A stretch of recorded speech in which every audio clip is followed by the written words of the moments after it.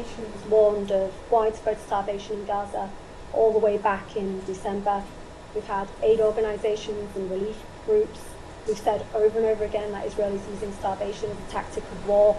We've had 12 US government employees who've resigned, and they accuse the US government of undeniable complicity in the starvation of Palestinians.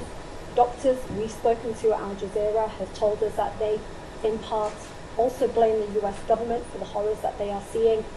How do you respond to the allegations of complicity of the US government, and what more will it take for the US to stop Israeli military funding? So let me just take the humanitarian assistance piece first, because you raised that in the introduction to your question. So is the United States that has secured all of the major agreements to get more humanitarian assistance into Gaza. Going back to the very early days, the first week after October 7th, when the Secretary traveled to the region and the President traveled to Israel, and together convinced Israel to open Rafah crossing to allow humanitarian assistance in. It is the United States that worked to open Kerem Shalom to get humanitarian assistance in, to open Erez Gate in the north. It is the United States that has worked day and night in the region, in Washington, and other capitals around the world to coordinate a humanitarian assistance effort to get food and water and medicine to the Palestinian people. It has not been enough. There are obstacles.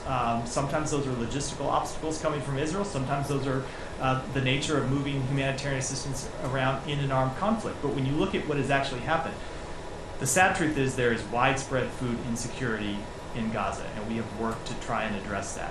But when you saw the IPC, the group that actually measures famine, come out and make assessments, they warned that famine was imminent. We worked hard to get gates open and get more humanitarian assistance in. In their last assessment, which came out after the time they predicted famine was going to occur, they came out and assessed that it had not yet happened, which is not at all to say that the conditions are good. Of course they're not. They remain dire for the population in Gaza.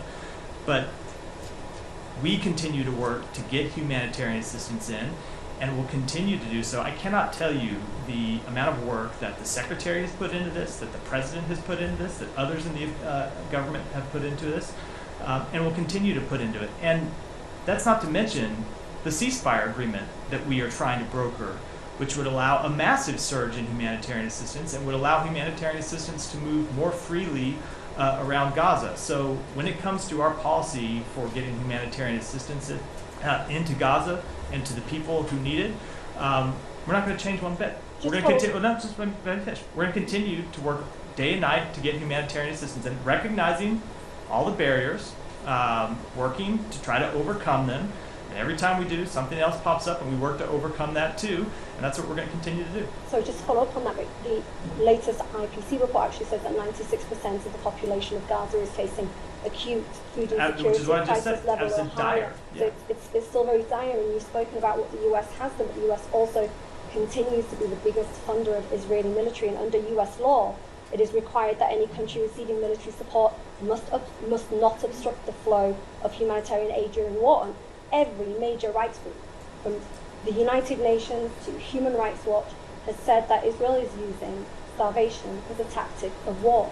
Do you disagree with them? And are you, final question, are you not afraid of completely losing legitimacy?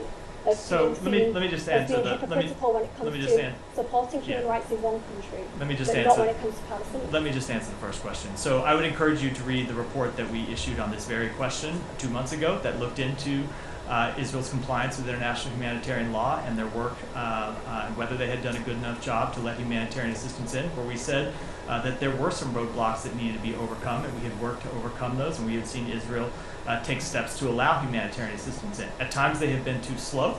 At times they haven't moved quickly enough. At times there have been barriers that we need to break down, but we have worked to do it. And we have seen Israel take steps to allow humanitarian assistance in.